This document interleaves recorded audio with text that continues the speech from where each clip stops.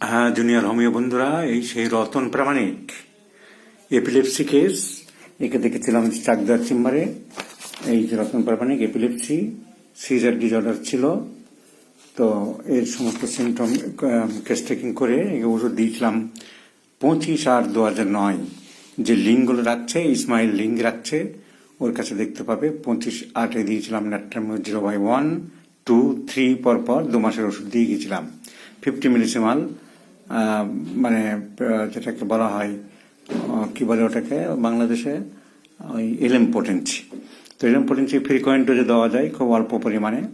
তাহলে আমি 1, 2, 3 দিয়েছিলাম। 26/10 আজকের রোগীর এপিলেপসি ফিটের মধ্যে হয়েছে, তবে তুলনামূলকভাবে আগের থেকে অনেকটা কম হয়েছে, অনেক ভালো আছে। সব থেকে বড় কথা, হোমিওপ্যাথিক অ্যামিলিয়েশন বা ইম্প্রুভমেন্ট সাইন হচ্ছে মেন্টাল সাইড পেশেন্ট ইম্প্রুভমেন্ট হয়। রোগী কি বলছে নিজের মুখে শোনো। তুমি যেটা বললে রতন, তুমি বলো, তুমি হয়েছে 2-4 বার, কিন্তু মনের দিক থেকে তুমি কেমন আছো? মনের দিক থেকে আগের থেকে মোটামুটি ভালো আছি।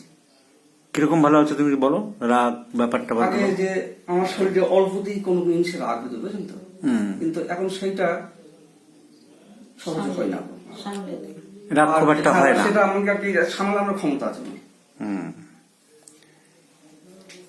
মানসিক দিক দিয়ে চেঞ্জ হয়েছে তুমি বলছো? মানুষের দিক থেকে একটু চেঞ্জ হয়েছি, অনেকটা ভালো লাগছে। আগে তুমি আরো বলছিলে যে জীবনের প্রতি একটা হতাশ হয়ে পড়ছিল, মুখ হচ্ছিল, সেসব দিক দিয়ে সেসব মন থেকে দূর হয়ে গেছে। সেটা অনেকটা দূর হয়েছে, এখন আশাবাঞ্জক।